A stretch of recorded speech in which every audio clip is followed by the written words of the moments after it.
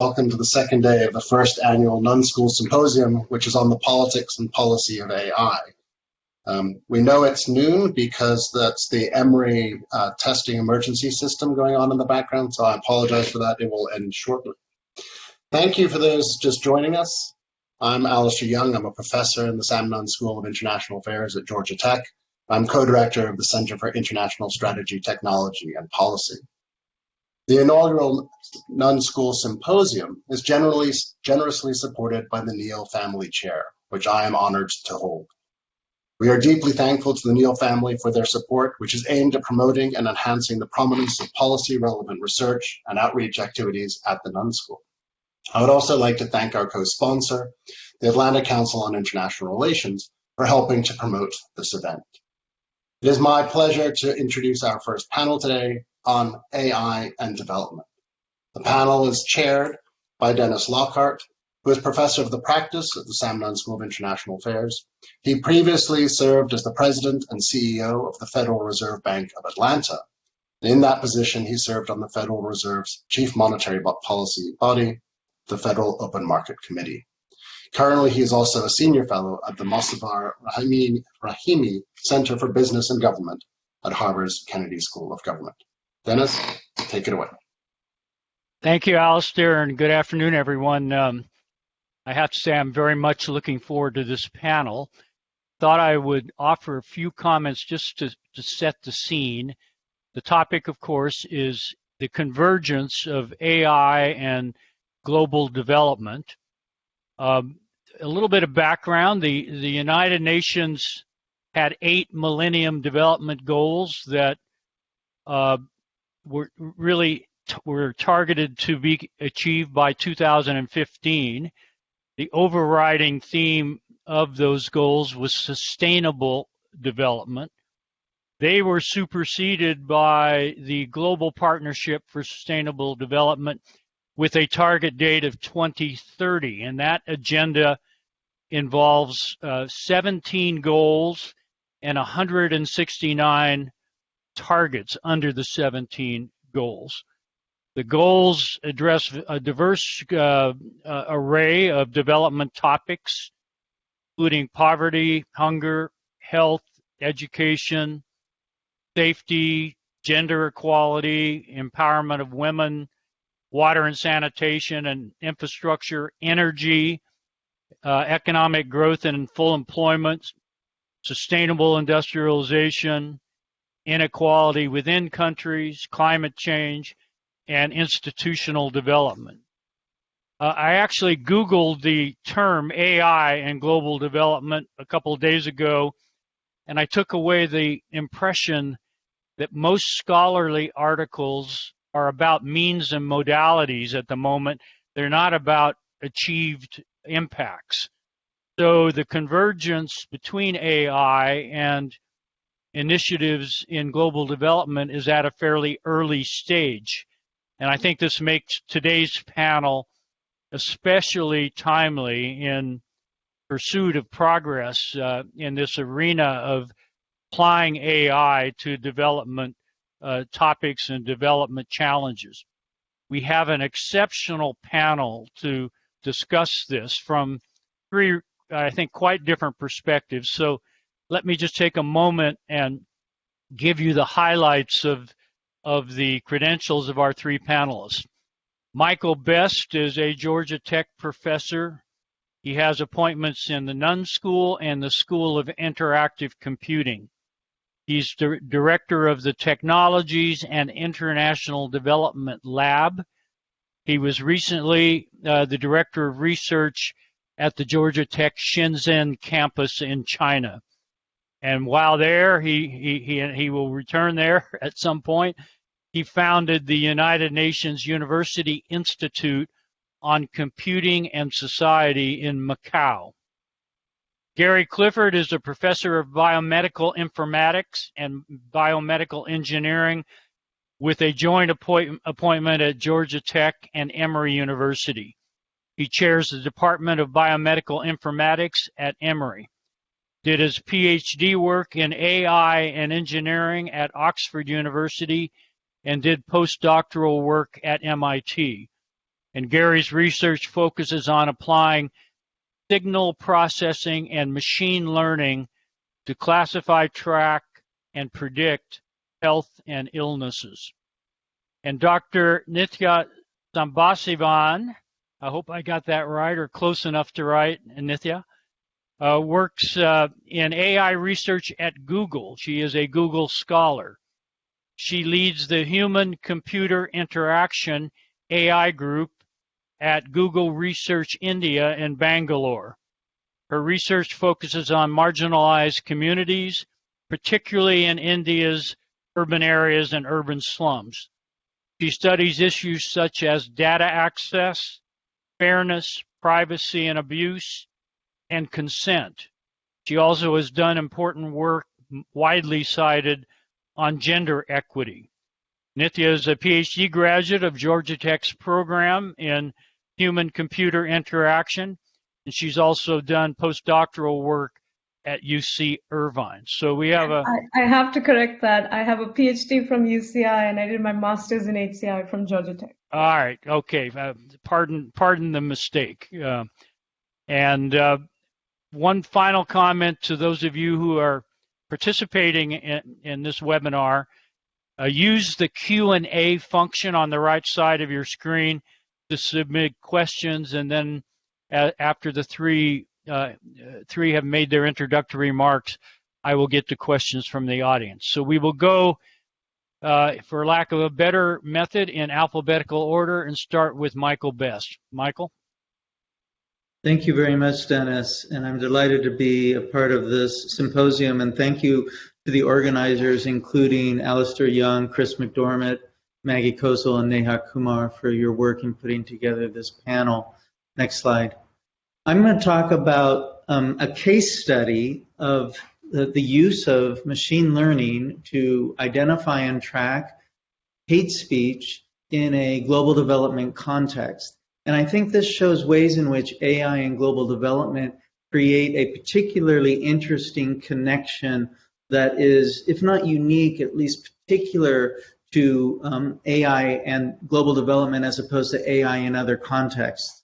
And some of that particularity comes from the limited data that is often present in some of these development-oriented or global south-oriented projects, and I'll talk about limited data in the case study I'm going to describe today. And another is about how many of the development problems that we will focus on are wicked problems, meaning that they have a substantial amount of dynamism, and there is incompleteness in a lot of the information we might be reasoning around.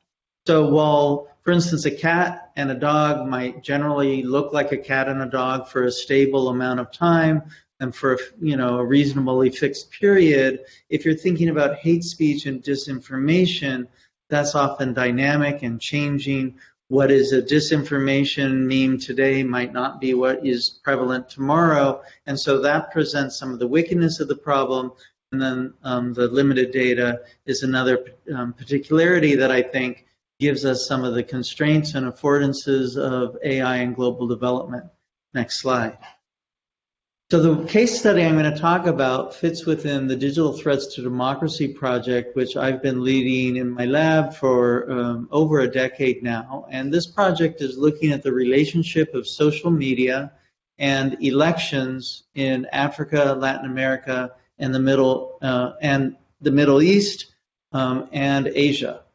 And some of the kind of analysis we've looked at is, for instance, looking at electoral tweets that we found about 5 years ago during an election period in Nigeria, and measuring the proliferation of conversations that are identity focused, that is, those that are arising around issues of tribal or ethnic linguistic differences amongst Nigerian voters, or communal or religious conflicts, comparing that to tweets that are focused on policy issues like educational reform or investment in healthcare, and looking at kind of the way in which discourse online during a national election in Nigeria is putting content forward that is identity versus policy oriented. And we found in the case of Nigeria that there is a preference towards identity conversations, comparing that to Ghana, a neighboring West African country, during a similar national election where we found more policy discussions outweighing those of identity conversations in about 6-to-1. And so that's kind of an example of some of the social media analytics work we are doing in understanding the relationship of social media to democratic deepening and electoral activities. Next slide. So this work has been supported through the development of a novel social media tracking platform that we've purposefully created to support cross-media, human-in-the-loop, semi-real-time tracking of content with direct facilities for escalation and response. So the basic workflow is that sources like Facebook, Twitter, WhatsApp, other social media platforms are selected and curated by our in-country partners, and then reports are captured from these sources in real time with machine analysis and human monitors to triage those reports for relevance, veracity, and actionability, and then relevant actionable reports are brought together as incidents, visualized, and potentially escalated. And now that analytic step where human monitors are working with these reports is now augmented with machine learning classifiers. So that's where the AI component is insinuated into our social media tracking activities. Next slide, please. So let me give a case study of our work last year in Myanmar. We collaborated with our civil society partners. Our international partner is the Carter Center, of course, that's based here in Atlanta. And then we worked with the New Myanmar Foundation, which is a civil society group based in Myanmar, to deploy one of these social media tracking facilities for the November 2020 election in Myanmar. And we developed a machine learning classifier for Burmese hate speech that would help our trackers track and monitor and respond to hate speech and incitement speech in Myanmar during the November 2020 election. And of course, I should note, and I suppose many of you have followed, that in February of this year, after what was generally considered a reasonably good election in November, there was a military coup, and the military leaders have deposed the civilian leadership and the NLD party that was victorious in the November election. And currently the situation in Myanmar is quite fraught. I'm sure, again, we're all following that in the news. Next slide. So we were quite interested in working with our civil society partners in the Myanmar context last year because Myanmar has experienced significant harm from hate speech and disinformation over social media, and in particular over Facebook. For most people in Myanmar, the internet is Facebook, and Facebook is the social media platform of choice. And so we knew that there was a lot of hateful speech and speech online that was ultimately realized in real-world violent acts, especially against ethnic, linguistic, and religious minorities in Myanmar. The UN actually has identified the significant role that hate speech and disinformation has played over social media, including coordinated attacks against these religious and minority groups, most prominently the Rohingya people who are primarily situated in Rakhine State in Myanmar. So the situation of social media, hate speech, and disinformation in Myanmar is one of real significance, rising to the level of what the United Nations has identified as genocide. Next slide, please. Okay, so now to the AI part of this case study. We worked on developing a Burmese machine learning and natural language processing module that identifies especially hate speech with in Burmese on Facebook around the Myanmar election. And so there was a large amount of technical work to develop these NLP and ML modules. And here's where we're getting to this issue of what I was calling on that first slide, the issue of small amounts of data.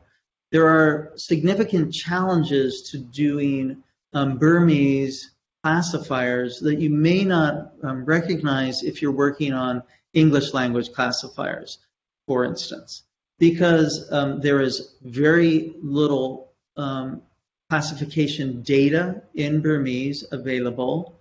Ground truthing in that language is harder. There is very weak text tools in Burmese. There's not even a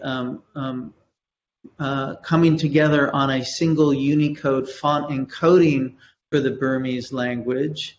And so there's a range of issues that mean that the standard machine learning approaches of deep learning that really are premised on large amounts of data, and in the case of natural language data, of sophisticated text tools and natural language processing technologies. That's simply not the case if you're working in a so-called under-resourced language such as Burmese. And so a lot of the current state-of-the-art, including the current most favored language models, such as BERT and multilingual BERT, those models, the natural language processing and text tools, the just presence of classification data for a, again, so-called under-resourced language of Burmese, it's a total night and day situation in terms of the kind of AI that can be developed for this classification tech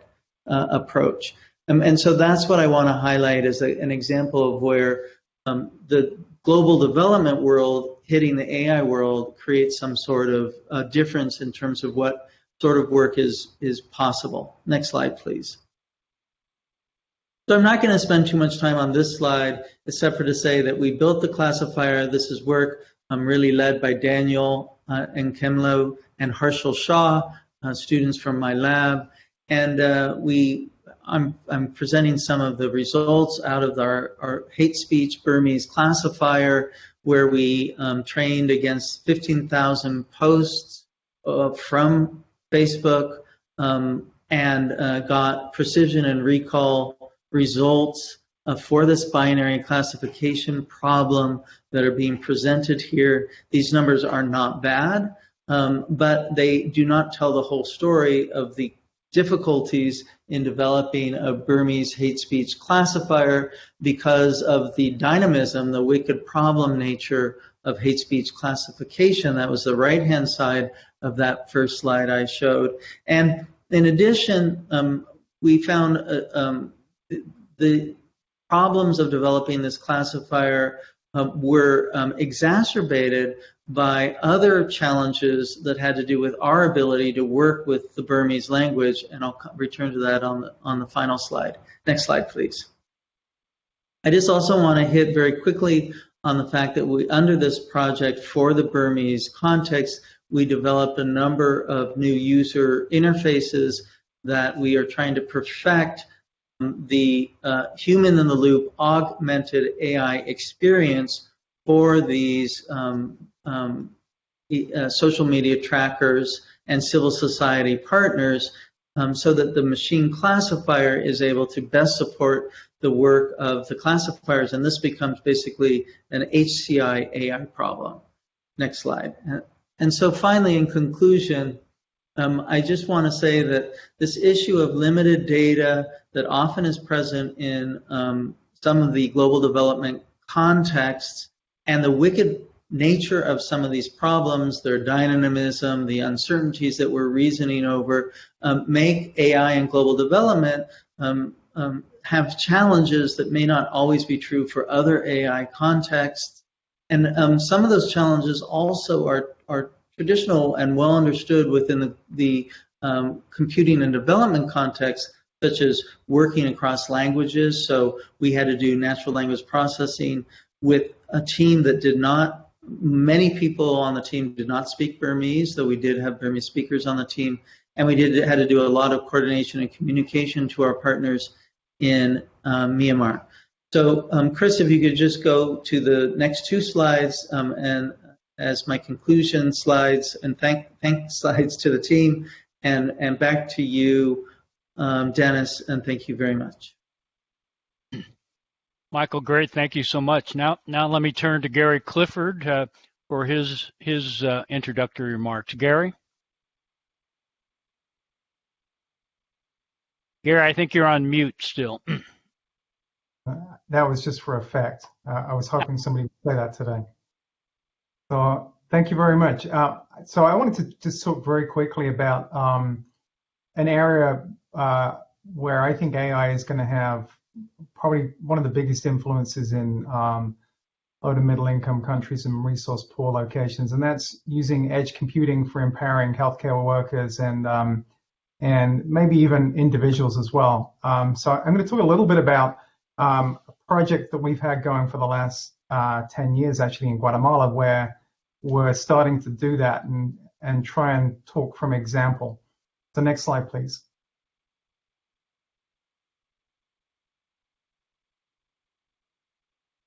Thank you. So in Guatemala, there's a serious issue with intrauterine growth restriction. About 70% of children under 5 in the Department of Chimaltenango in which we work are growth stunted, and this is due to mostly undernutrition. Let me see if my network's going to respond. I can see that it's complaining about it being spotty, so I'm going to try and go to a wired connection.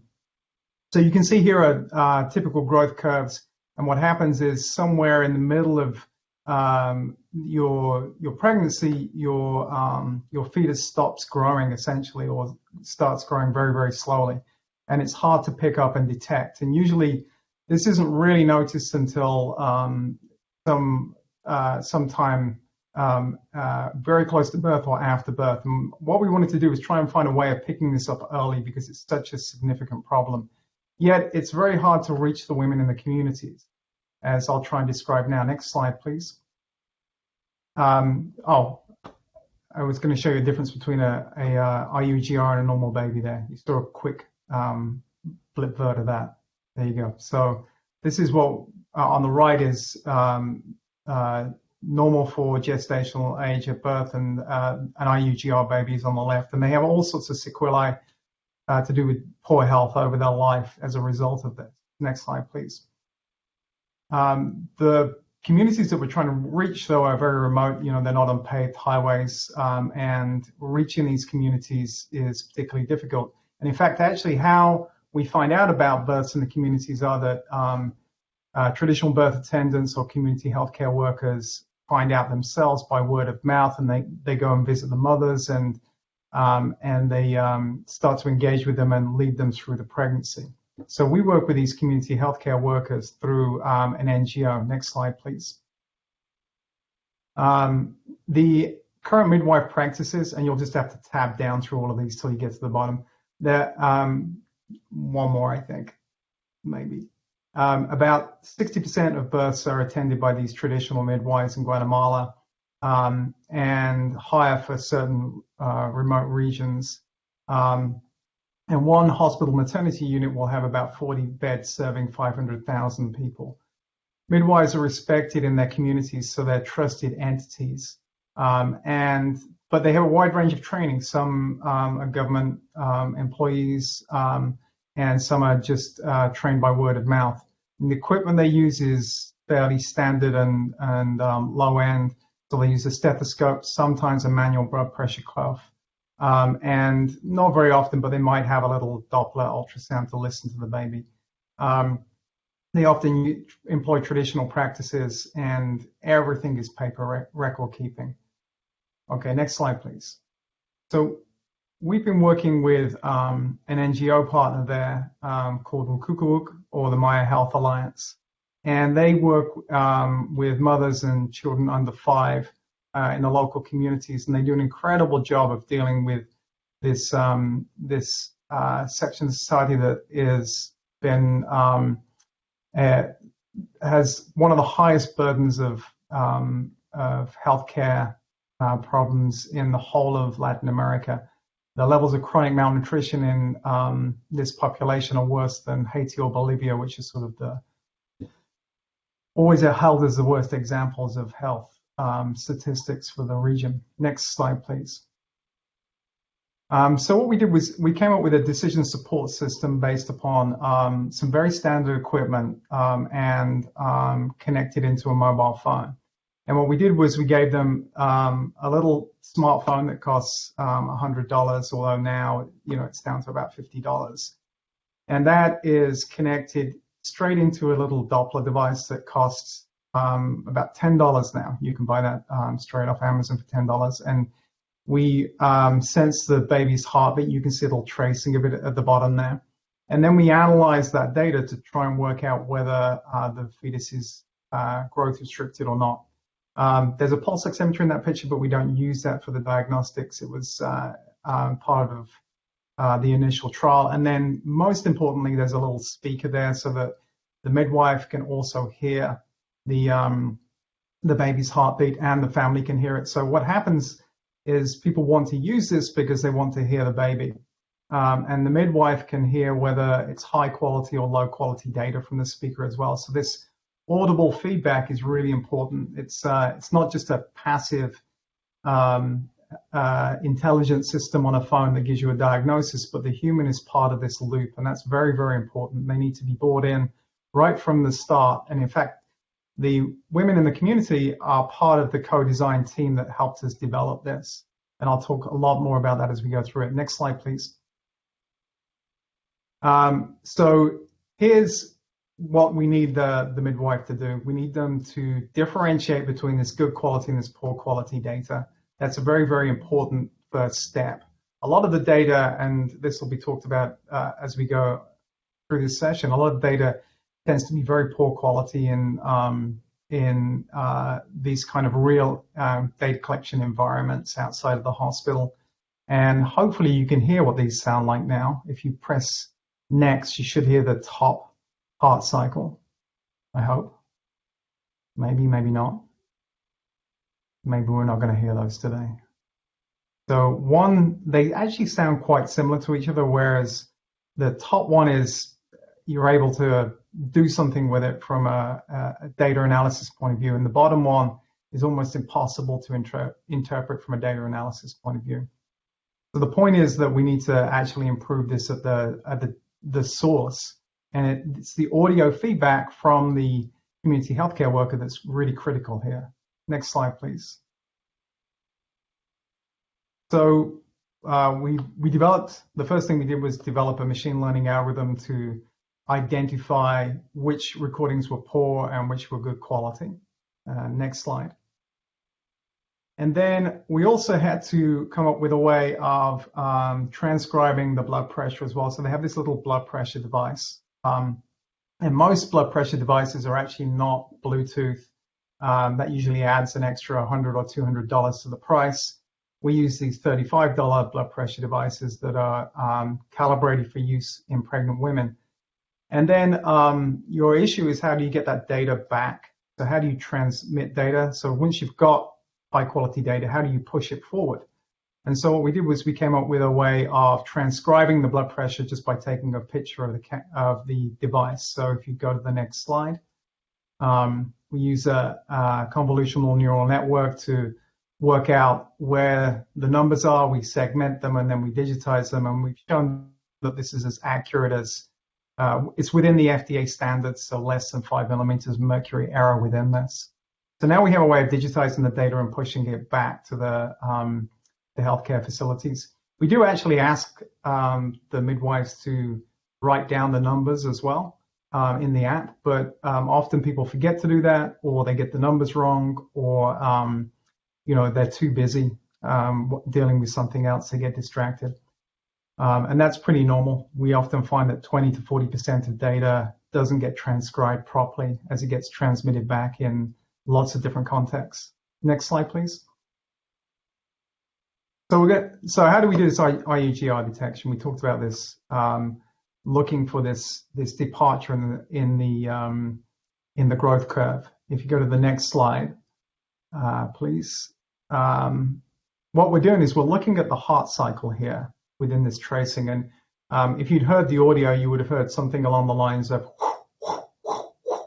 and this is the fetal heartbeat, and each of those is that little box there. And what we do is we transform that into a time series of oscillations in the heart, in the heart rate of the fetus. And what you see is over time that signature becomes more and more mature. So if you look down this graph at the bottom, this is the heart tracing over a period of 2 minutes for fetuses at different gestational ages. And you can see as you go from 21 weeks to 38 weeks, you get a lot more structure in the heart rate. And what's happening is your autonomic nervous system is beginning to develop. And so what we've done is we've trained an algorithm that identifies how far you are through this gestational cycle based upon the complexity and the structure of this heart rate tracing. And then if that actually is, if when we do that reading, we estimate your gestational age from that, and then the reported gestational age from the last menstrual period tells us that the fetus is a lot older than it looks, that means that neurologically there's been some retardation of development within the pregnancy, and that tells us that we need to trigger an alert and go for some kind of intervention at that point. Next slide, please. So we built a model based on this and showed that we could get about an 80% out of sample accuracy for detecting IUGR, and this led to a Fogarty grant to build a system with the My Health Alliance and do a 2-year co-design to develop this system with the population. Next slide, please. And what we did was we worked with the local midwives, traditional birth attendants, and doctors to come up with a set of pictograms that were representative of the community and followed World Health Organization standards. It was for an entirely illiterate population to use, so it's all pictogram and audio guided.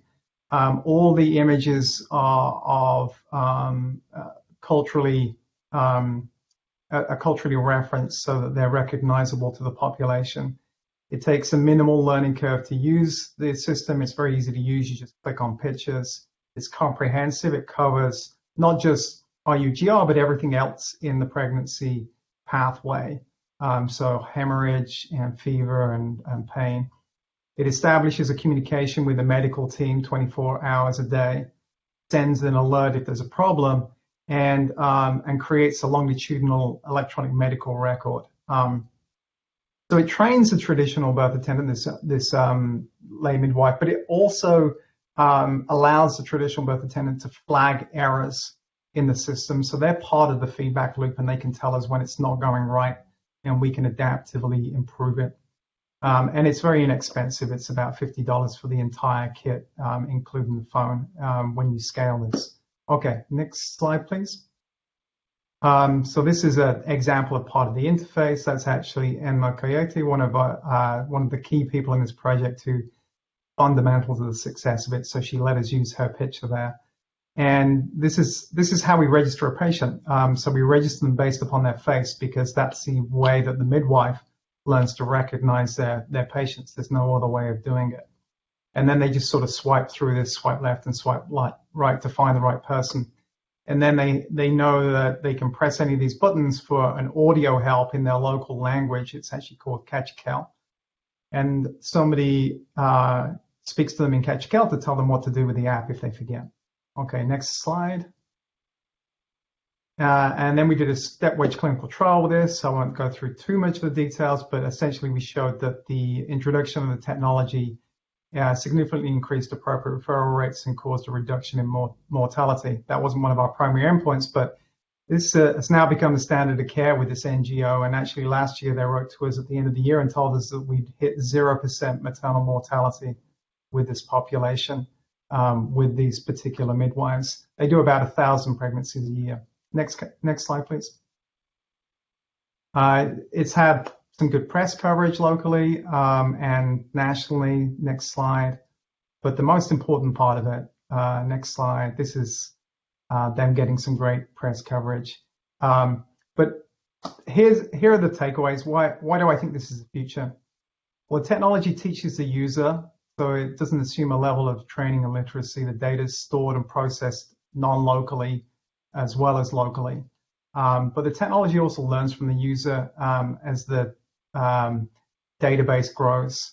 And so you have this signal processing and machine learning that would not normally be affordable in a point of care device being developed in the cloud and then targeted back onto the device.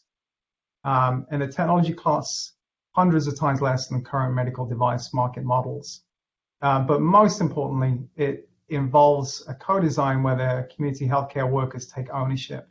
And so this was the best part of this project. Last year, we just before COVID hit, we were down with the communities as usual, and they did a little presentation back to us. Next slide, please.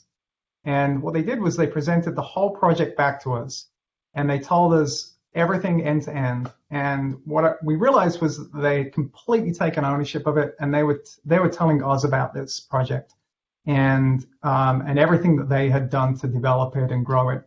And it's been running for about 5 years now, and it's entirely theirs. They own it. It's intellectually theirs, and it's become part of the standard of care in their community. And they've actually, some of these women here were originally recipients of the care that the system provided and then became members of the care team later on. Final slide, next one.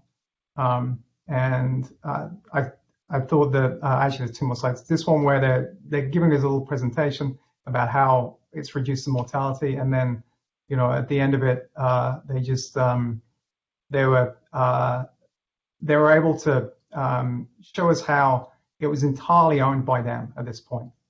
So we went from co-design to co-ownership to full ownership with them.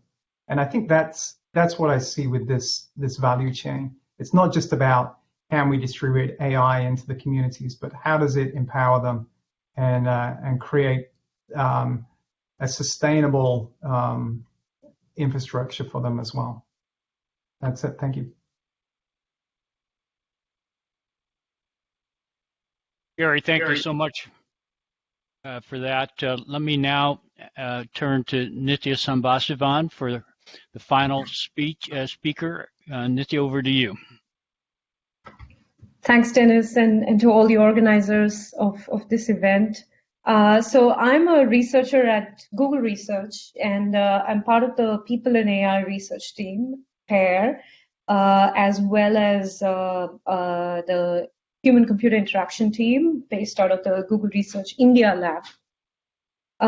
So I thought I'd talk to you today about misconceptions around data when transposed to the Global South in research of and by the West. And I want to problematize the implicit and explicit norms, particularly when it comes to responsible AI, and the assumption that these would work regardless of social, political, ecological, or infrastructural context. Next slide, please. So first, an intro to our team. So we're a small team that is focused on using human-centered techniques and approaches to advance responsible and ethical AI, with a focus on marginalized communities in the Global South. In particular, we've focused on India and APAC. There's three broad categories within which our research falls. One is that of fairness, another is that of agency of communities, and thirdly, that of data. And in today's talk, I thought about centering on data to use it as a metaphor, as a vehicle to talk about various underpinnings of AI systems for the Global South. Next slide. So data is the most crucial technical infrastructure in AI and ML. It determines performance, fairness, scalability, safety, and robustness of AI systems. But there is an implicit assumption that data is objective. it is unchanging and it is accurate enough to be used for training and evaluating inferential technologies. But these are often challenged, these assumptions are often challenged in the global south, and there can be fruitful alternative reopenings for how we need to consider these. Next slide. AI and ML technology. So I want to start with various misconceptions, starting with data is available, and Mike alluded to some of this in his portion. The AI and ML technologies are broadly accessible throughout the world, thanks to open source and pre-trained models, easily accessible courses and communities of practice. But it is largely with data and compute where we start to see disparities. With limited digital infrastructures in the global south, ready-made data sets are often unavailable. And this necessitates ML researchers and practitioners to go out and collect their own data and label their own data sets, which is something that AI and ML education does not prepare one for. Similarly, state and industry apparati that operate in the global south can retain and collect and retain large-scale valuable data sets, but these may not be publicly available due to issues including non-transparency. In the case of India, data sets featuring migration, incarceration, unemployment, or education divided by different subgroups, which are really valuable for building new models, but also for analyzing models for aspects like fairness, are often unavailable to the public, and this is a major impediment. In contrast to the model explainability or interpretability issue of needing to know why and how the model came up with the inferences that it did, in many parts of the global south, we see that there is an end-to-end opacity where we do not have transparency into what the problem statement is, what the data sets are, and what the model outputs are. And this is because AI is often rooted. One of the key reasons is because AI is rooted in aspiration and hype, and high-stakes solutions that impact the public can often be adapted to and adopted too early without the crucial analysis that's needed for them. Next slide. Data is representative. So social contracts and in infrastructures in the global south can often challenge the assumption that data is a faithful representation of people or phenomena. This plays out in many sub-communities, like in ML fairness, and that's a big focus because that's where a bunch of my work is focused these days. And there is an assumption in fairness that if we fix the data set, we fix the bias. But then data can often be missing or misleading. In India, for example, half the country does not have access to the internet, and the excluded half is primarily women, the tribal communities, and rural communities. And as a result, any digital data is a representation of the privileged. And data can also be missing due to artful practices by users to manipulate algorithms, including motivated by privacy, reputation, abuse, and so on. Next slide. Data is valued. So despite the fact that data is one of the most crucial infrastructures for AI and ML, it is paradoxically the most undervalued aspect in AI and machine learning, and de-glamorized, especially in comparison to model development in the field. So in an upcoming paper at CHI, we talk about data cascades, which we define as compounding events causing negative downstream effects from data issues that result in technical debt over time, which is basically disastrous consequences that happen in production or in the downstream as a result of undervaluing data quality and data work. Now, this is severe and prevalent. In our study with ML practitioners, this was reported by 92% of the practitioners that we interviewed across India, parts of Africa, and the US. And these data cascades point to serious flaws in AI and machine learning incentives in in academia and in practice, as well as in education. And they point to practices that are drawn from the worlds of big data, like ads technology, applied even in highly consequential domains like cancer detection, wildlife poaching detection, maternal health, and so on. And points to a lack of practical data ethics for ML practitioners and researchers. And we also observed that many practitioners in our study reported to hack models for accuracy values rather than for quality, safety of a process. Data cascades are opaque and harmful to communities in the downstream, but can be avoided through intentional practices. Next slide. Data is technical. A rich human infrastructure from public service delivery often extends into data collection, and this is something that Neha, Azra, and their group have done an enormous amount of work on, and Azra has led the work here. We see this play out in various development projects as well, that the NGO staff or the field agents are often the data collectors. And this is not just in ICTD or global development projects, but also in projects run by governments or by industry in the global south. So while there is pride and prestige in doing good work, data collection is often orthogonal and a barrier to their primary goals, which may be, for example, to provide care to the communities. Here's a quote from one of the practitioners we interviewed. Often they forgot to reset the setting on the GPS app, and instead of recording every 5 minutes, it was recording every 1 hour. Then it's useless and it messes up my whole ML algorithm. So data collection can introduce new workflows and processes which may come in the way. And consent to a data worker can come from high interpersonal trust and holding them in high respect, relationships which may not be transitive to ML models in the downstream. Next slide. Data is uniformly distributed. So proxies in the global south can be very similar to the global north, but have different implementation nuances due to demographics and infrastructures. So for example, in the context of India, where a lot of our work is focused, a name is the most semantically meaningful proxy that can communicate caste, gender, religion, ethnicity, and class.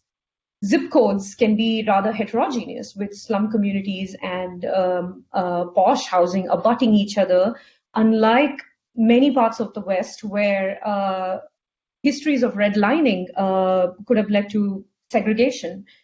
Mobility could be inversely proportional to gender, where women have much lower mobility because of safety concerns, and also persons with disabilities due to a lack of infrastructure like ramps. Occupations, especially traditional occupations, can correspond to caste or religion locations.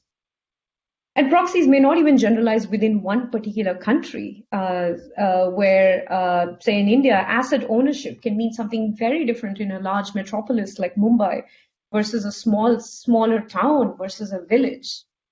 And AI systems, and I think this is a much wider problem. AI systems remain underanalyzed for biases and for the responsible AI aspects in the global south.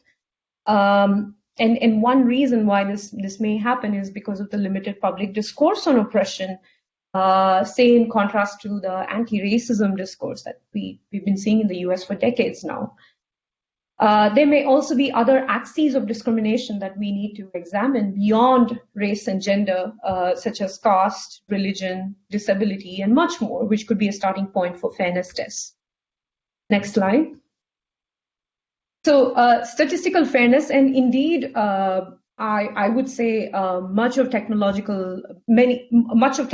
design makes the critical assumption so pervasively that it is rarely even stated that a user data point can reliably correspond to a unique individual in the real world. Now, this often gets challenged because of shared device usage, and which may be motivated by cultural or economic factors. The usage of multiple SIM cards, multiple digital identities, and the frequency with which people can change these identities. Location may not be permanent or tethered to a home or a static location. For example, in the case of migrant workers who regularly cross state boundaries or nation-state boundaries in many parts of the world. Next slide. So a way forward that we suggest is to be careful with data until the data sets are trustworthy, and to combine data sets with an understanding of context through observation.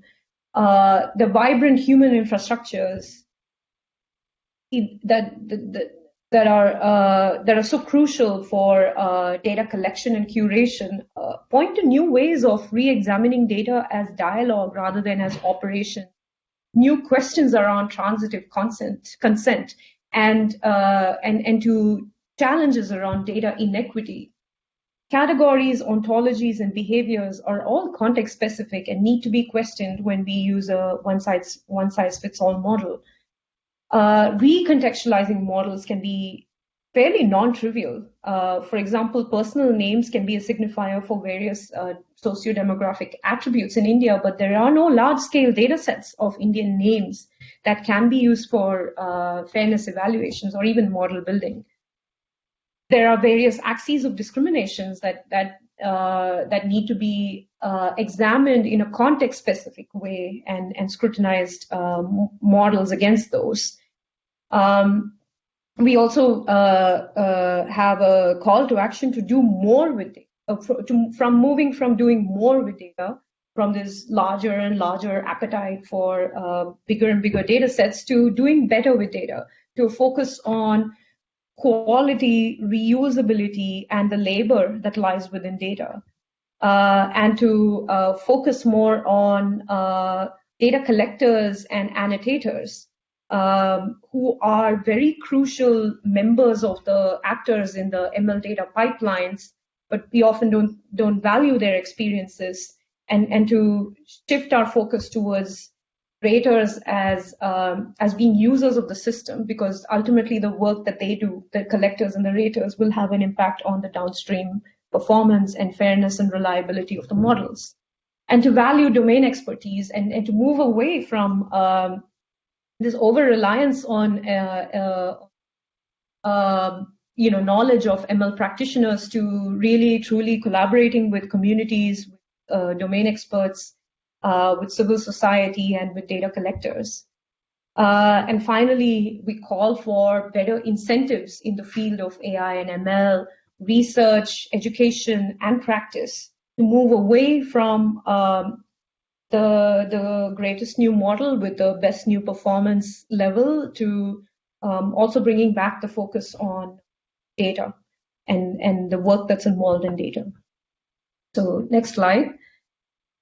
For any of you in the audience that are attending the FACT conference, which just started, we have a session on Monday evening, US time, where we talk about where we reimagine algorithmic fairness in India and beyond. And the data cascades work is coming up at CHI this year. Thanks. Nithya, thank you very much. That was a fascinating review. We have just a few minutes for questions, and we have a couple of questions from the audience that are quite specific, directed to individual presenters. So let me go to them, and then maybe a sum up before I turn it back to Alistair. The first question is from Peter Brecky, and this is directed, Gary, to you. What's the major source of variation in the quality of audio quality that the midwives obtain and record? Operator error in terms of placement of the cell phone, machine error, external noise sources, and such? It's always a good question. The answer is always everything. So whatever you think possibly pollute the signal is there. We found that cell phones in the room could often pollute the signal with RF. So other cell phones going off sometimes would do that, and you would have to filter that out. The operator error is part of it. Even with training to listen for the fetal heart rate, sometimes you can lock on to the mother's heart rate instead. So that's why there's a double check with the blood pressure.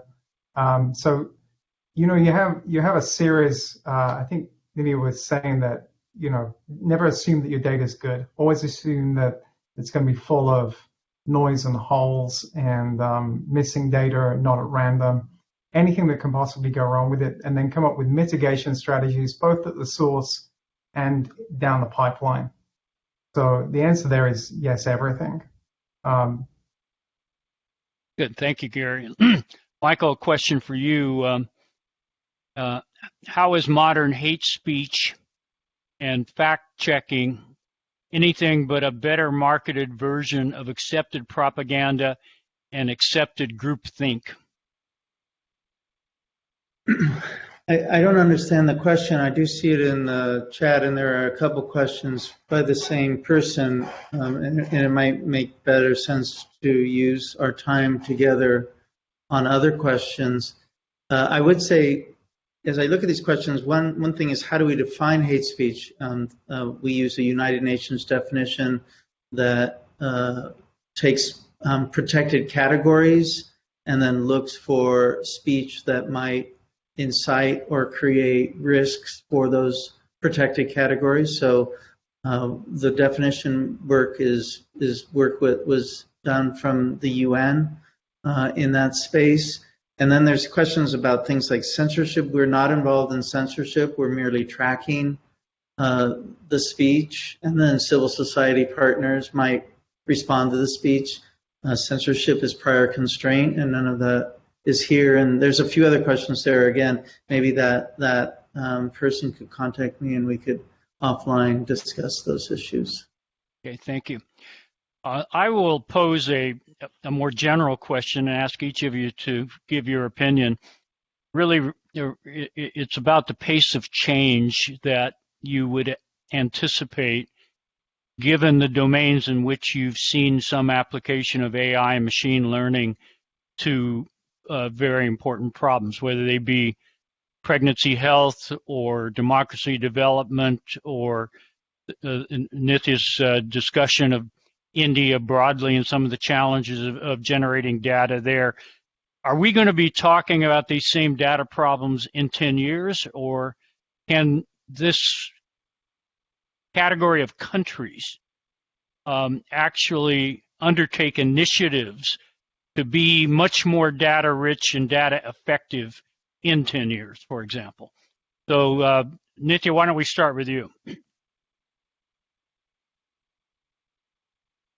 I mean, definitely the way things are going around the world is that there are more and more people coming online, and there's more and more data being generated and collected and put to use to models. I think one challenge to think about is certainly there will be more data, but will it be data that is accessible, useful, and democratic? Because currently the power structures are such that this is all being done by the state or by industry, which may not have motivations to share more broadly for the sake of research or for public impact. So I think that the more data does not mean that the data is well distributed. I think also, given that there's another point I want to make is that there's rising interest in AI for social good, and there's a lot of activity there in that space, and there are I think a few excellent examples like the work that Gary and Mike have highlighted, where there's sustained engagement with the community in designing and defining these systems and even owning them after deployment.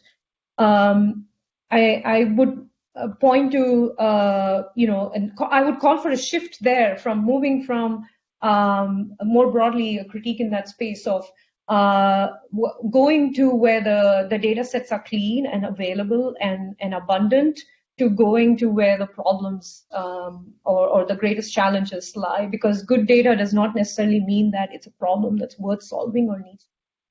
that may not cause harm. Gary, comments, particularly in the healthcare area?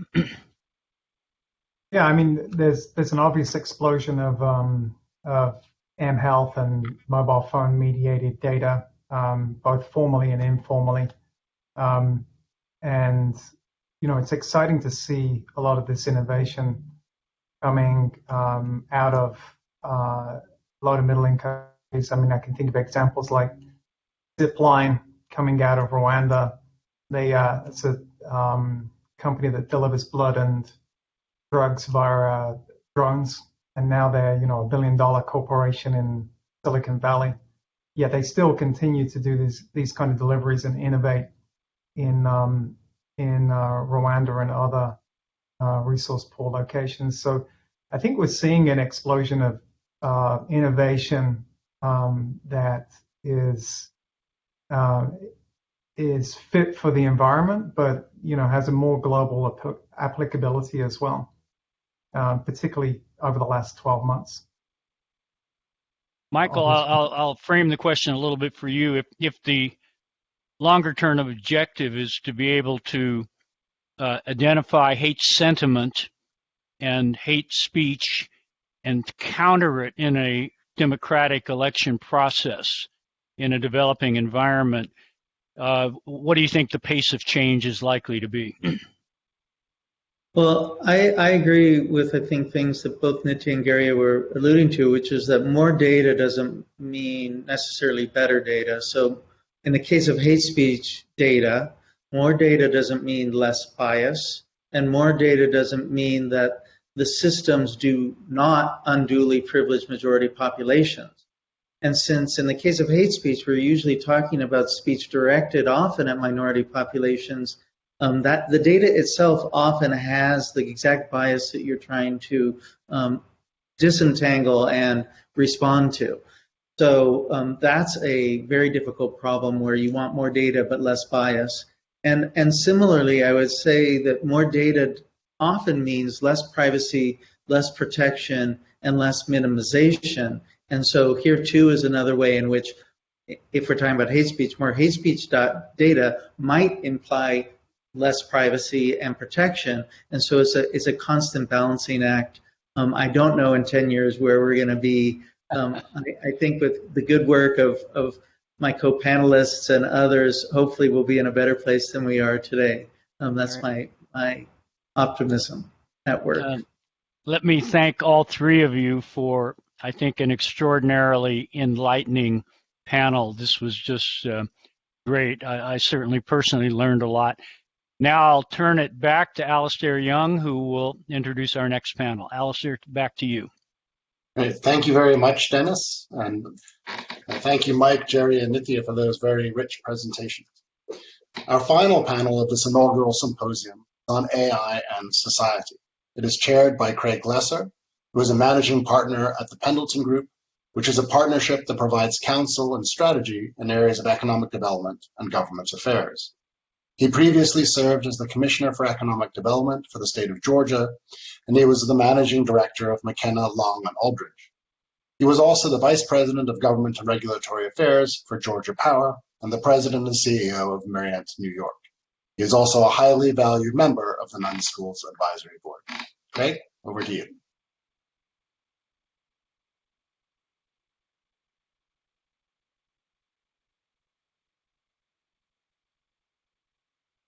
Craig, you're muted.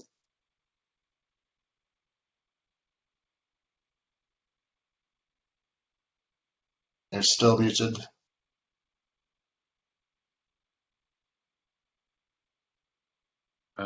Let's see.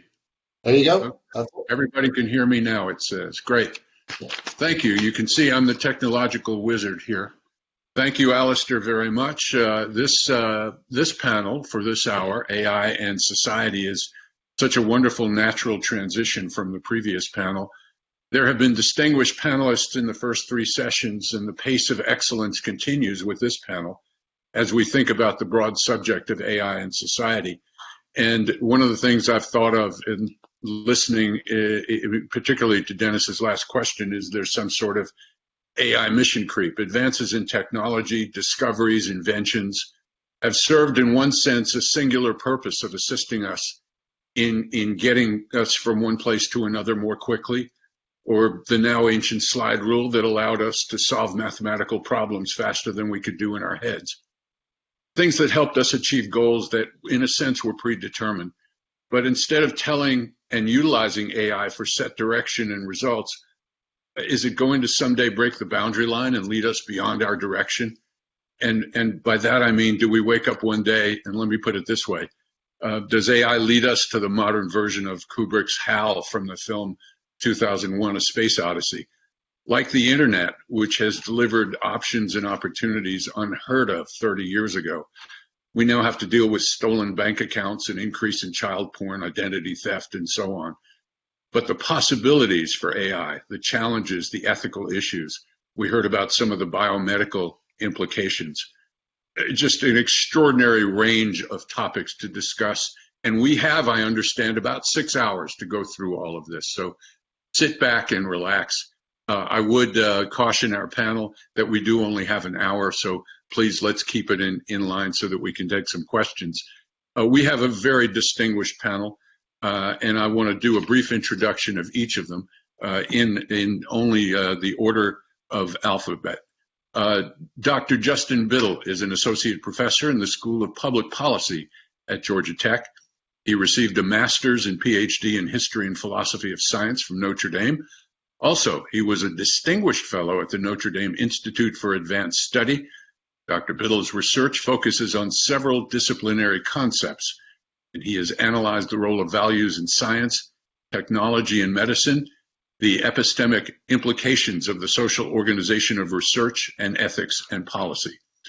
Also joining us, Dr. Michael Coloresi is a professor of political science at the University of Pittsburgh.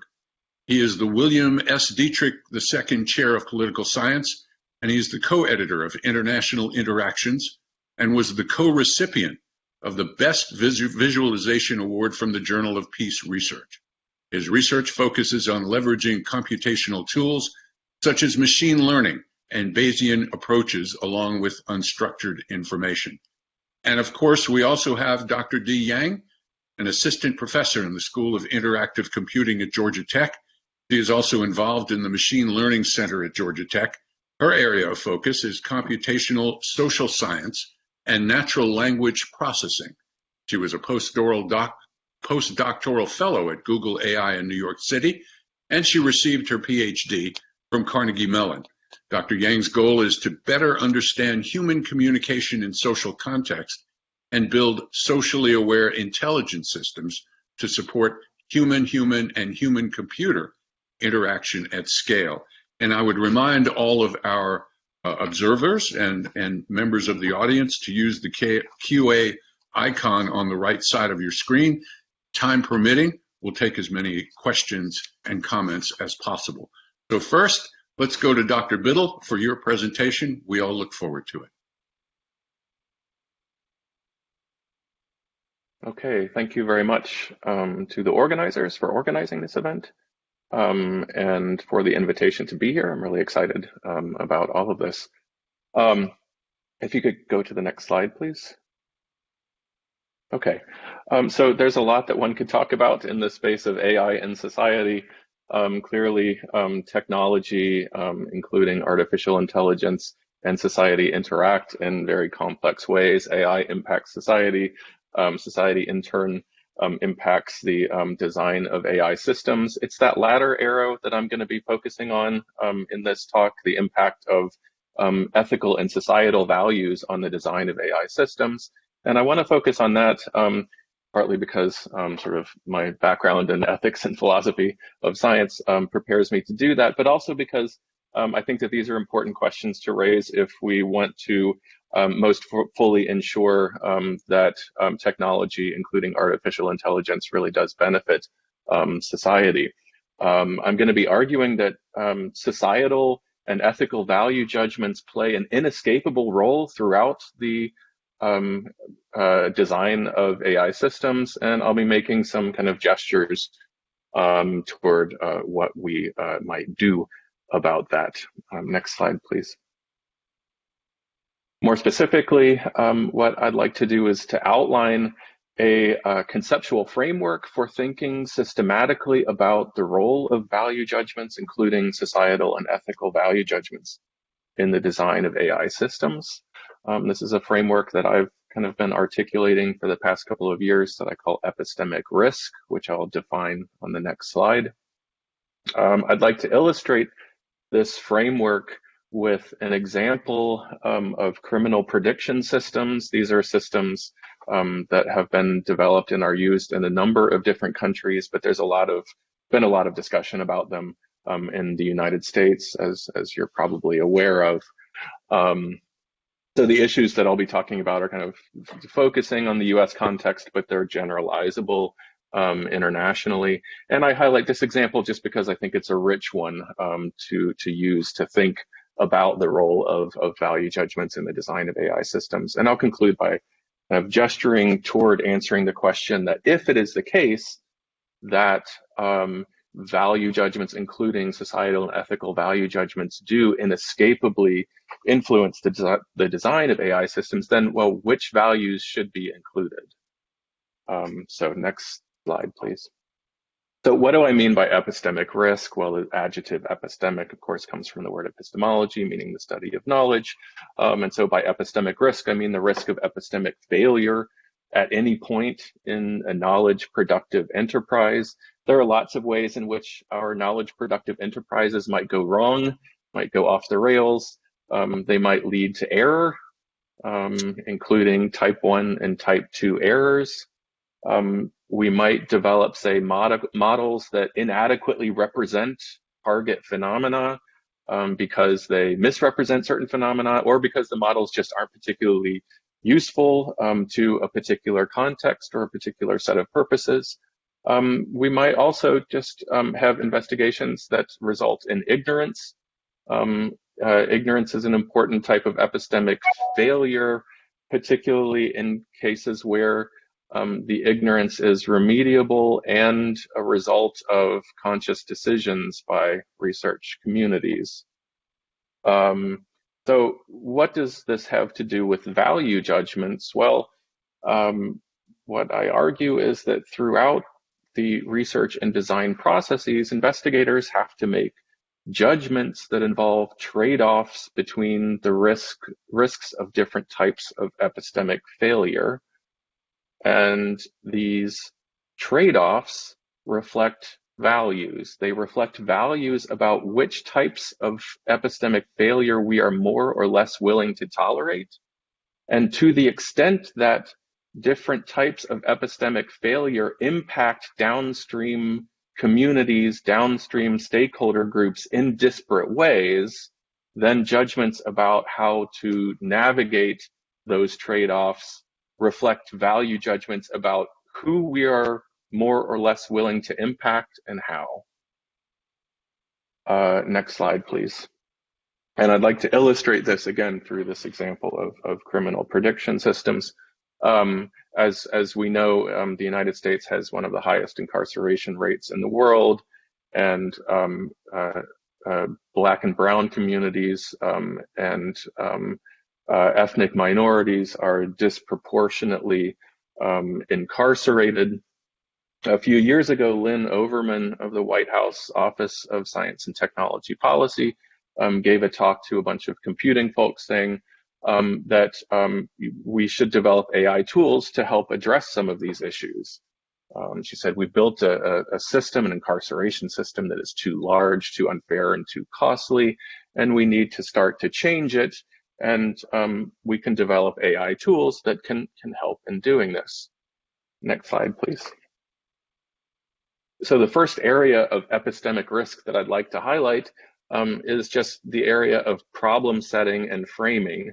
The question of how to reduce, say, bias in the criminal justice system is a wicked problem. Like Mike Best talked about wicked problems in the last session, but it's a wicked problem in the sense that it's a problem that can be framed in very different ways, and how one frames the problem in turn involves trade-offs that impact different downstream communities in different ways.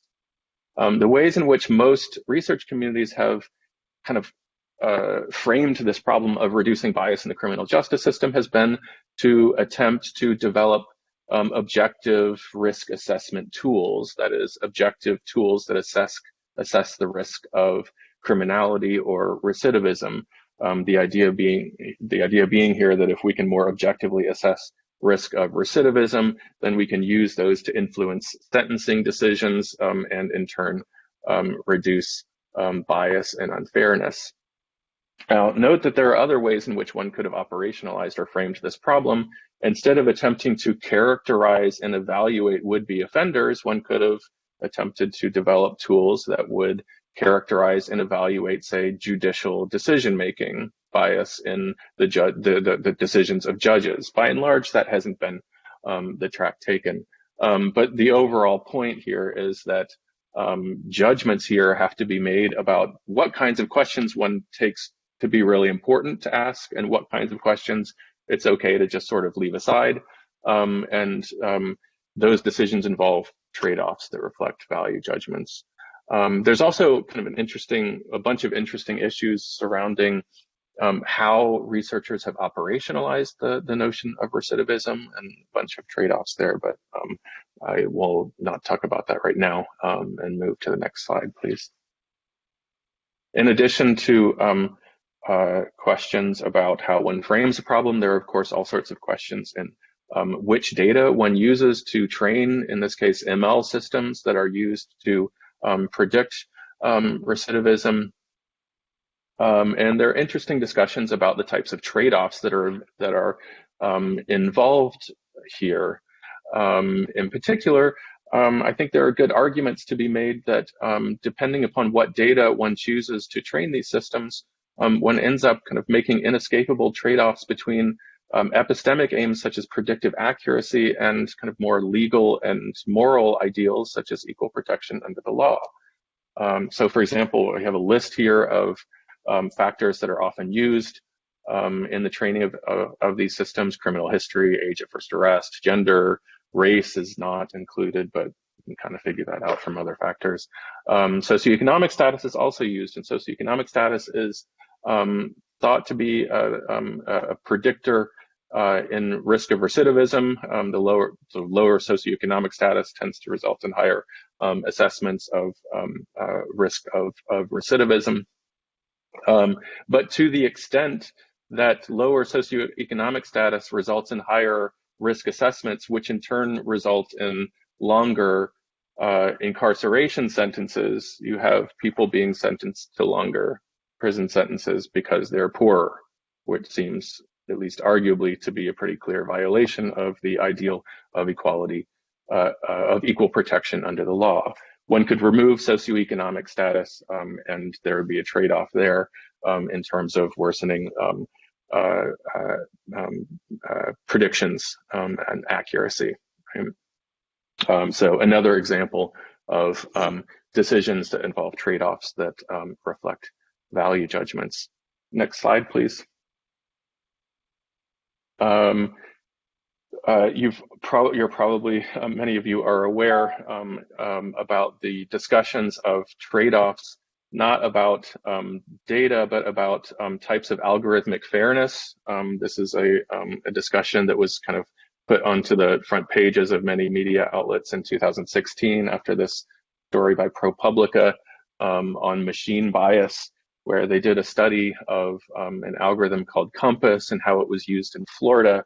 And they found that while Compass correctly predicted recidivism 61% of the time, and while the algorithm was fair in the sense that the probability of, that these rates of accuracy were the same over different demographic groups, in particular white and black populations, the likelihood of different types of errors differed based on race. And in particular, in the case of errors, black populations were treated unduly harshly by these systems, whereas white populations were treated unduly leniently. Next slide, please. I won't go into the details of this, but following this story, there was a lot of work done on this in computing and statistics communities, and the upshot was that there are a whole bunch of different conceptions of fairness, and that in many empirical contexts, these are necessarily traded off of one another, such that one type of fairness comes at the expense of others, and in particular, predictive parity comes at the expense of equalized odds. We could go into this in more detail in the Q&A period, but the point is that in designing these systems, researchers have to make judgments that involve trade-offs, in this case, trade-offs between different types of fairness that reflect values about one's willingness to impact downstream population groups in particular ways. Next slide, please. In the interest of time, I won't say too much about this, but one other area that might be worth highlighting in terms of an epistemic risk and judgments that involve trade-offs is in terms of outputs and how one decides to communicate outputs to the population that one is trying to reach, in this case, judges. But in the interest of time, I think I'll move to the last slide. So I've talked about the different kind of decisions that need to get made throughout the process of designing AI systems, the places at which there are epistemic risk, including problem setting and framing, including decisions about what data to use to train ML systems, including decisions about what types of algorithmic fairness one is more or less willing to or interested in prioritizing, decisions about outputs. In all of these cases, researchers, again, have to make decisions that involve trade-offs that reflect value judgments. And so at this point, there are a whole bunch of questions that one could ask, including, well, where are we supposed to go from here? In particular, given that we live in a pluralistic society where there's intense disagreement about societal and ethical value judgments, well, which values should be included in the design of these systems? And this is not something that I can answer fully here. I guess just by way of conclusion, I'd like to suggest that to answer the question of which values, we ask the question of whose values should be included. And in attempting to address that question, we should look and include those who are most significantly impacted by these systems. And so the kind of broad suggestion is to draw on methods from participatory research, participatory design, stakeholder analysis, and so on, to identify those who are most significantly affected by these technologies, and where possible, to include those in the design process. And with that, I will stop. Thanks a lot. Well, Dr. Biddle, you have done it. You have created the opportunity for us to talk for another 4 or 5 hours just about those issues. And we have much more to come now. Dr. Coloresi, you're up.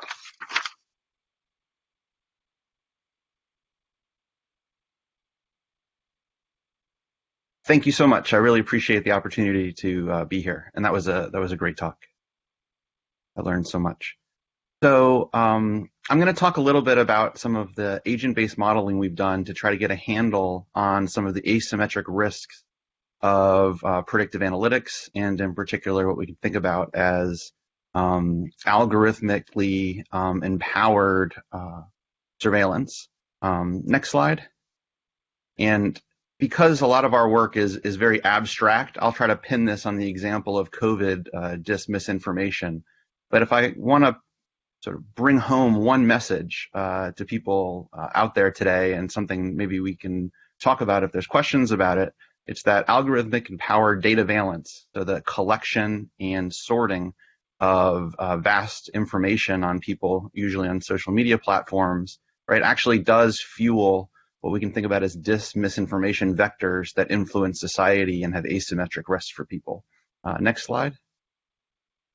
And to just be very clear, what I'm interested in is, what I'm interested in is the risk of disinformation in society. So how do we come up socially with not optimal, but useful distributions of beliefs among the population, so we can do things like make good decisions when there is a pandemic, that we can invest in necessary infrastructure and other potentially beneficial collective decisions.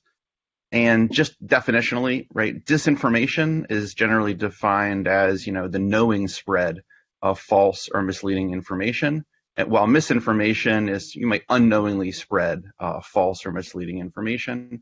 And then there's, of course, propaganda and fake news, which I won't be talking so much, but absolutely have a role in this discussion too. And what led me to study this and want to talk about this today is I'm a political scientist, and we tend to, my discipline, not me, tends to downplay the risks of dis and misinformation in democracies, partly because empirical studies have found that it's really not that big of a deal. Like, not that many people see, right, explicit disinformation, and it's so hard to change people's minds that, what do we really have to worry about? And much of this sort of didn't ring true to me several years ago, theoretically, in the assumptions that were being made in the empirical work. And so we got started. And so all the mistakes that I'll talk about today are mine, but we also have joint work with John Woon and Minsu Zhang, who's working on related projects. And we decided to put together, next slide. Thanks. Something that would let us look more carefully and closely at the role of algorithms, and in particular, the role that precise, right, algorithms that actually did their job and were useful, and how they might change the risks of dis and misinformation, and then also how they might change the opacity of our ability to see the consequences at different scales. And so we can think about three roles of algorithms that we're interested in. Like, one is prioritizing what messages people see, channeling messages. So we think about this as just platform rules about who connects with who, where messages are prioritized in your feed, right, and other things. Next. Right, we can think about also, though, right, underneath the hood, ad models of social media are segmenting users into categories or groups. They're labeling people as being of this or of that. This can be mixed membership groups or not. And the next, they can also provide feedback on campaigns and message influence. And these last two bits, right, we really think about as the surveillance components and the components of data valence, where you can label people, and then also these platforms provide information about whether a message is having influence or not. And maybe we do this in seeing whether our messages are liked or not, but this can also be scaled on ad platforms. Next. What we decided to do, because we basically can't have access to all of Twitter and all of Facebook and all of the different platforms, and we can't necessarily in the real world design social media platforms where we can change and tune the knobs of data valence like we're interested in. So what we did was we built an agent-based modeling simulation structure where we can have agents, and so we can have experts that have some knowledge about a changing world around them, so the state of the world is changing. We can input or subtract out adversaries that might have an interest in either persuading someone of against an expert, or just simply disrupting communication from that, and I'll talk about that. And then we can populate, hundreds of thousands of citizens, right, on these groups that can be linked through social media platforms, which do the three things we talk about: prioritize messages, right, also report on segment, and then also on influence and to whom. And then we can change the rules about, and then we can watch for our agents, and they can be very rational. So we have some really smart agents, and we have some really dumb agents. In this case, it turns out the smart agents aren't much better. And shouldn't make you much more sanguine about this. But we can also tune the algorithms, right? So we can decide how smart, how accurate algorithms are at what scale for particular surveillance of people online. And so we can track the messages, but we can also track the beliefs, right, as we change things. So these are just some pictures from our simulator where we have beliefs about the world here in 2-space. And people moving those beliefs, which you can watch across the simulation. If you go to the next one, so the sort of three things we care about a lot: network structure. I won't talk so much about that, but it obviously matters where the adversary is in the network and where experts are. What I will talk more about is varying the levels of surveillance. So we we basically can control the diversity of our population of citizens, which you can think about as both affecting the network characteristics through homophily that get grown over time in the simulation, but also what you can think about is the usefulness of precise data valence. That if you have a diverse population with many different clusters, knowing where those clusters are can potentially be useful. And so we can augment, we run simulations, we put people in these different worlds, and then we have different algorithms running in the background, right, that allow different levels of accuracy, precision about where people's prior beliefs are that can then be sent or not to adversaries and experts to try to, yeah, that's fine. Go to the next one, please. Thanks. That can try to influence them. And what turns out to matter a lot in the simulation is the type of adversaries, or you can think about it as trolls, whatever you want, and whether they're persuasive adversaries or disruptive adversaries. And I'll talk about that in a second, but political scientists aren't wrong that persuasion's hard. They are wrong that that means that disinformation isn't a problem. Next slide. And so, yeah, keep going one more maybe. So one of the things we're able to do through these simulations is show theoretically the assumptions people are making in their empirical work and sort of model this out at scale. There's some things that just don't make sense, and they're usually, almost all of them point to the direction of we should worry more about influence campaigns and disinformation and not less, in the role of algorithms in that process. So one is empirical work focuses on the messages because that's what we can see. We can't see people's beliefs. If we just click forward a little bit.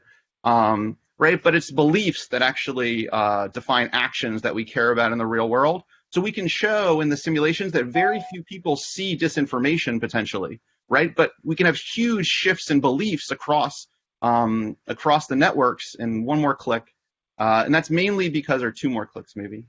Yeah, if you go one more, right? Disinformation, right, is often passed through misinformation.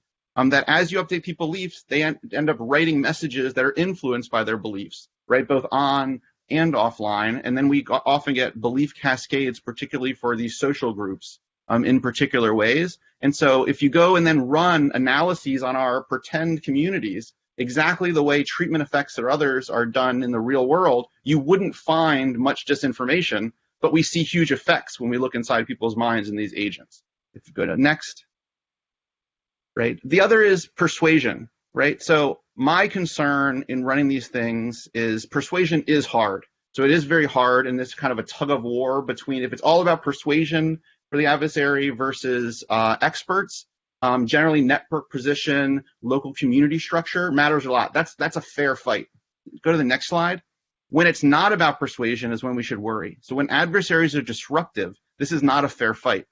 So when an expert is trying to get you to wear a mask or get a vaccine, disruptive adversaries can use many, many different messages, and they can pick and choose which messages might be effective for the group they're targeting. And so this is actually where algorithmic segmentation and learning, right, really, really plays a role. And what you see is disruptive adversaries, and I'll show you some results in a little bit, are able to sort of pull away people in different directions depending on, you know, the reaction functions that they learn through the game, and it's like frightening. And so when you have persuasive, you have the attempts, you have experts trying to be persuasive and trolls being disruptive, you get these very dysfunctional societies where people are not making great decisions based on expertise consistently. Next. Yeah, I said that. Thanks. And you know, ultimately, people think disinformation in political science and international relations is generally because of these things. We don't see a lot of it, and persuasion is hard, right? That is generally ineffective. And the analogy you see people use is it's like pamphlet drops, right? That, you know, we know that during wars, you just drop a bunch of pamphlet planes. It doesn't really change hearts and minds. It's no big deal. Next click. But that's not what this process is. Right? Like what we see when we actually look in ethnographies of influence campaigns and we study how things are being put together and what's being learned and iterated by accounts over time fits with what our model sees, is that there's ways of learning what, if you know where people are and what kind of information they're susceptible to, right? Sort of what's the missing piece, right? That you can move them. And so this idea of data valence, being able to segment people accurately and learn for that segment what type of messages play. So the accuracy of algorithms, right, plays into influence. And it does this over and over again. Please keep going. And, you know, we used to think about this as sort of batch craft deception. So generals being deceived by specific intelligence operations. But this can happen kind of on a large scale potentially. And then the other thing that comes related to this is that it actually doesn't have to be craft or small scale. You know, a lot of misinformation researchers are starting to understand that, like, we're not so much unique. We're part of groups, and we're influenced by the type of groups and modes we're in, which means you don't need personalized disinformation or misinformation messages, right? You just need one that's tuned to your group, particularly in these disruptive campaigns. Next. Again, yeah, so that's data valence. I talked about it. Great. So, like, here's an example of some of the runs and what we do. So we simulate a baseline condition where we set everything. So network structure, a number of citizens. Generally, we give experts non-central positions, and we give adversaries non-central positions in the network. And then we let things run. We let people pass messages and learn, and we see where they go. And so this is a baseline with no adversary, but there are experts, right? And people are basically trying to get to 0.5, 0.5. So the first blue graph is the first dimension position, and the blue graph on the right is second dimension position. If you click forward, right? And then we can show, oh, let's put an adversary in these exact same conditions. And here the adversary only gets to see the global mean, right? So they basically don't have a very accurate, good algorithm. And it doesn't really matter whether the algorithm just is imprecise, right? Or they have a very precise estimate of the mean, but they only have the mean for the group. But if you go, now we'll give them, there's a large population, if you click forward, right? No meaningful difference between those, right? So they're reflections of each other, right? So the adversary didn't have much influence on the left. But on the right, we're going to let them split and segment the population, right? Relatively accurate into 100 clusters, which is far less than the population. And it's not the number of clusters in the whole population, but it's just a useful representation of people, right? And what they're able to do, if you click forward, right, is they're able to stretch out, right, that adversary present distribution relative to the no adversary, is they're able to stretch out that distribution and have more and more people away from the useful, like 0.5, 0.5 point, as you see. And so very few people in that world, like, sort of make the smart decision based on expert opinion moving forward. Next. So again, right, the simulations tend to show us that it's this accurate algorithmic data valence, right, fuels influence, and it doesn't necessarily help to make our agents smarter because they just get more skeptical. Like, if you let them know there's adversaries out there, they just don't believe people. And then they stay where they are. And if we're in a world where things are changing and they need to move and change their behavior, right, that also gets in the way. So last slide. You know, the idea here, like, for us, is not that this is definitive, we need to worry, right? Sirens going off, although maybe 1.6 was part of that, you know, for us. You know, but it's more to push back against some of the political science literature that's based on, I think, a naive understanding of persuasion and the goals of disinformation, and a naive understanding of where to look for evidence. So we can actually put researchers, right, into our simulations and show that they don't find, right, an influence looking at messages, and they also don't find an influence in treatment effect on mean because of the stretching can be symmetric. And so if you're just looking at the mean pre-post, you also won't see a treatment effect, which is something political scientists do. So it's looking at these things. And so last click, right? It's just potentially, we think, a lot more theoretical work needs to be done on this. And I'm sorry for going a little long. Oh, that was great and so timely. Thank you so much, Doctor. And a reminder, if you have questions, please go to the icon on the right, and hopefully we'll get to some of them. But right now, it's a pleasure to introduce and bring to the table Professor Yang. Please share with us your comments. Thank you. I'm very excited to be here, and also this session I learned a lot, and there are very good overlap between what have been talked about here and my research. So I'm going to offer something very different from a language perspective, messages only, and also from AI tools that we can build. Next page, please. Okay, so I work on natural language processing, and my recent research look at how language conveys cooperation and persuasion. negotiation, and how language reveal our social roles, our group structures, societies, through a combination of NLP techniques, deep learning, and social science theories. So the main goal here is that we want to build language-based systems for the people, by the people, and which can better model and incorporate human factors in the modeling process. Next page, thank you. So in today's talk, I'm going to briefly mention 3 work that we have been looking at. So it covers domains such as biases in computational models, hate speech, especially like implicit hate speech here, and also framing in police violence. I will use those next 10 minutes as a case study to quickly show some findings that we have learned from those studies. Next 2.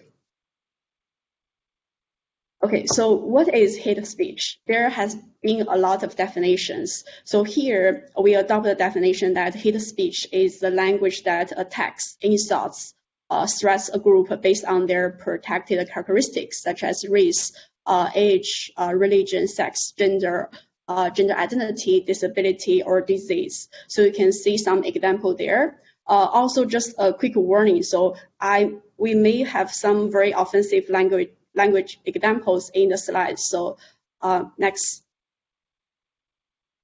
There has been a lot of work about like hate speech detection, and we know that hate speech is pervasive online and it causes a lot of harmful consequences to our society. As you can see, those are some of the representative work in the space. People have been building models, machine learning models, to detect whether a given comment or message is hate speech or not. One thing is that most work so far focus on explicit hate speech, where people use like explicit or offensive or dirty words explicitly to convey their hatred towards others. However, if we think about the nature of human language, the nature of discriminatory language or speech extends beyond the explicit use of keywords.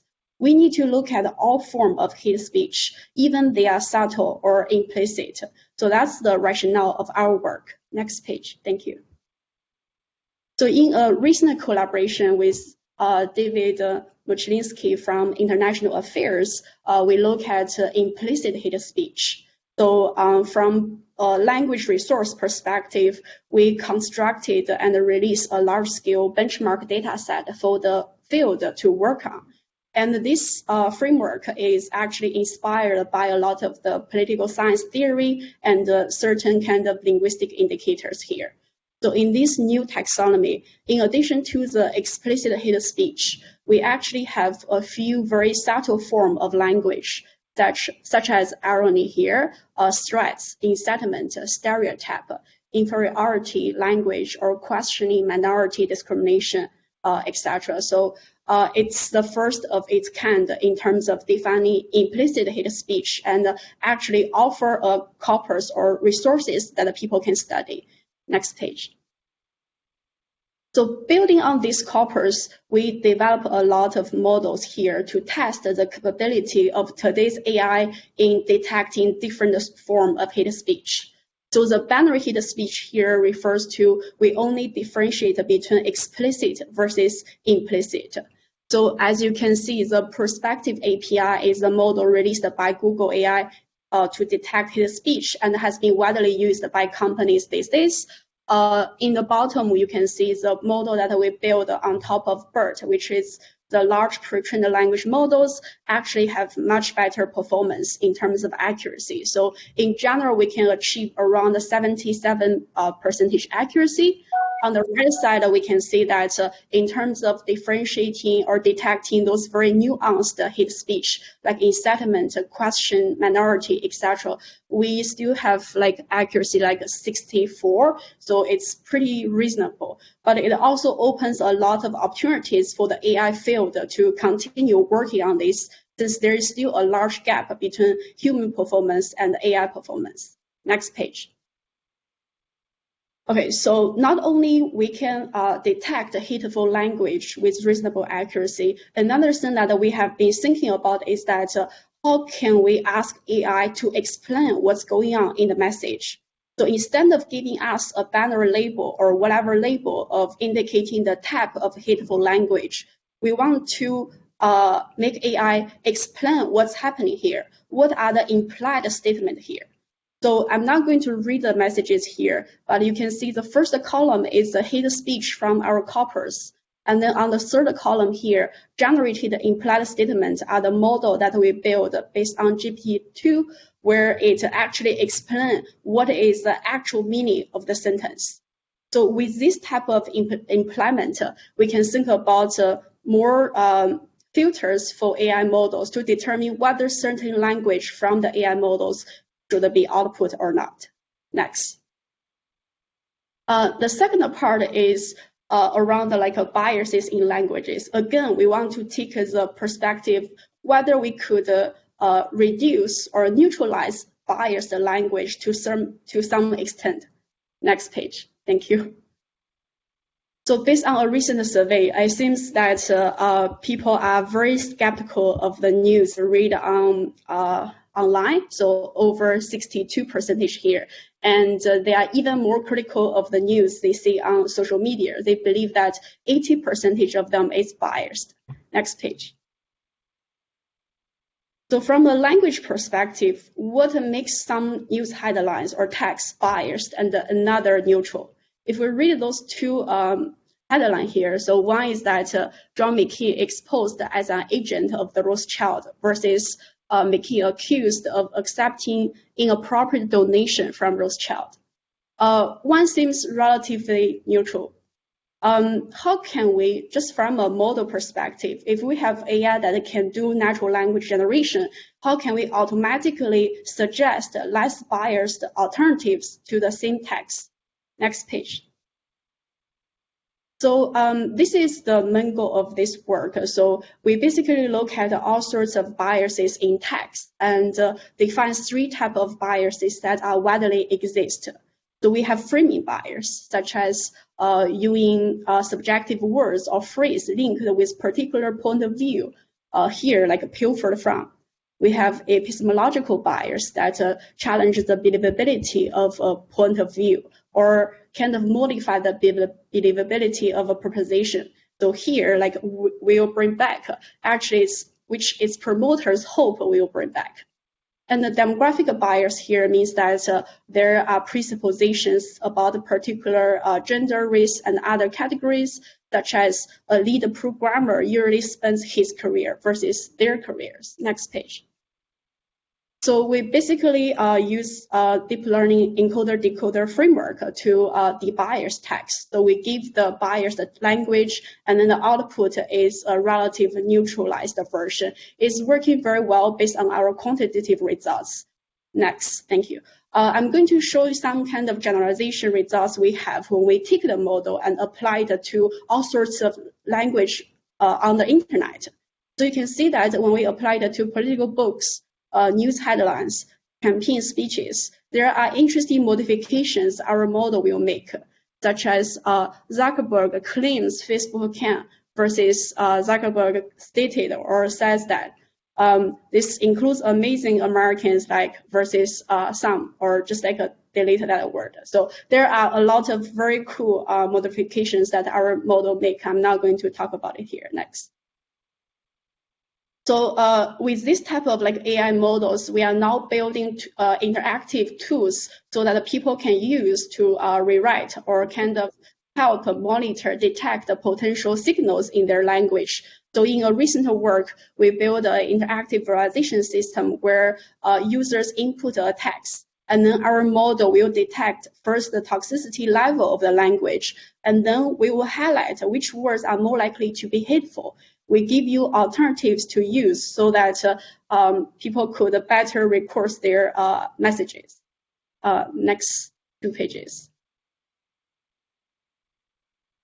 Yes, so that's around systems that can kind of reduce biases in language. So in the last several minutes, I'm going to talk about another very different type of work, that is how we could use natural language to understand some societal issues. Next. In a recent work, we look at how news media frame police violence events. So specifically, we take a framing perspective to look at how news articles use issue framing, entity framing to talk about the events here. Around the Black Lives Matter, we collect a new data set of over 82,000 news articles that are talking about around 7,000 shootings in the last 20 years. And we quantify the participant difference in both issue and entity frames just from a language perspective, and as well as how they use strategic ordering there. We also show that we can actually predict the protest volume based on how the media is reporting them, like several months beforehand. 2 weeks beforehand. Next page. Okay, so here, this kind of lays out how we collect the shooting events and how we get the news articles, as well as how we assign the media partisanship to different forces here. Next.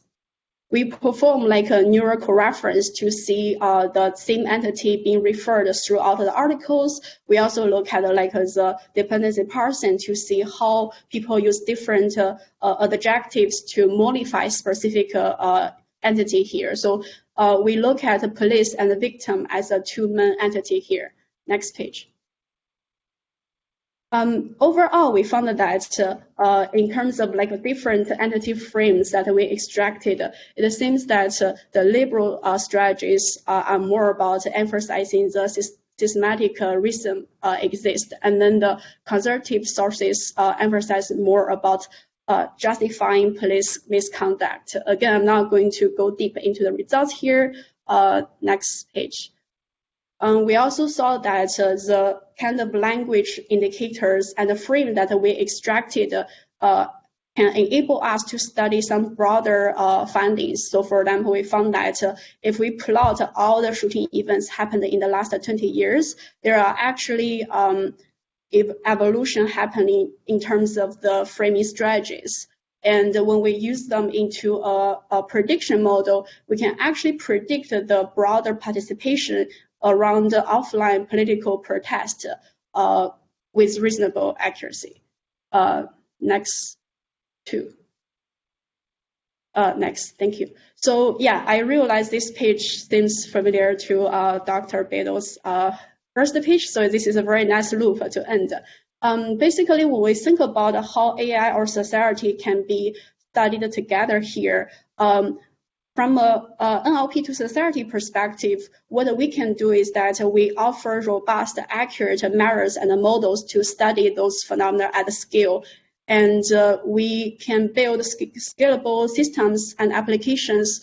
The downside is that, or we call for good data. So we have been talking about this for a while, and theories and domain knowledge, as well as opportunities for interventions. From a societal to NLP perspective, so we have been benefiting from like a large-scale grounded data, multi-source, multi-modal, beyond the language. The issue here is that how to deal with the data or how to deal with those social phenomena with ethics in mind, and also taking care of privacy security concerns are the key issue we need to study. That's all I want to share. Thank you. Wow. Thank you, Dr. Yang. And we've just observed and listened to 3 extraordinarily relevant presentations and very, very timely. Thank you. We have time, I think, for one question before we have to go back over to Alistair to wrap us up. And this question came in from Nahid Kazi. Why can't there be systems for data collection eliminating human intervention, thus resulting in authentic, dependable data collection? And that came in right around your presentation, Dr. Biddle. Maybe you can respond to that. Sure, I could respond. I'd be interested to hear what the others have to say as well. But I think that there are 2 things, at least, to keep in mind here. First of all, that time and resources are limited, right? And so if we're thinking about decisions about, do we want to just use kind of raw data to train a system, or do we want to curate it in particular ways and clean up certain aspects of the data? And I mean, those involve decisions, right? And that they need to, like, whatever the result is, it's a result of a judgment on the part of the designers.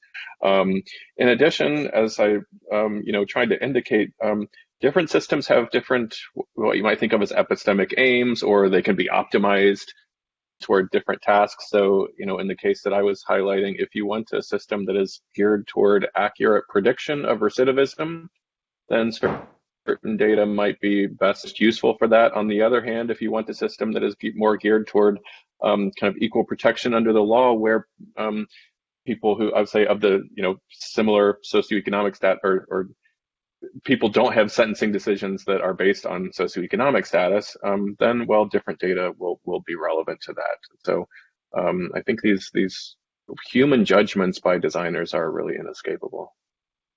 Other comments?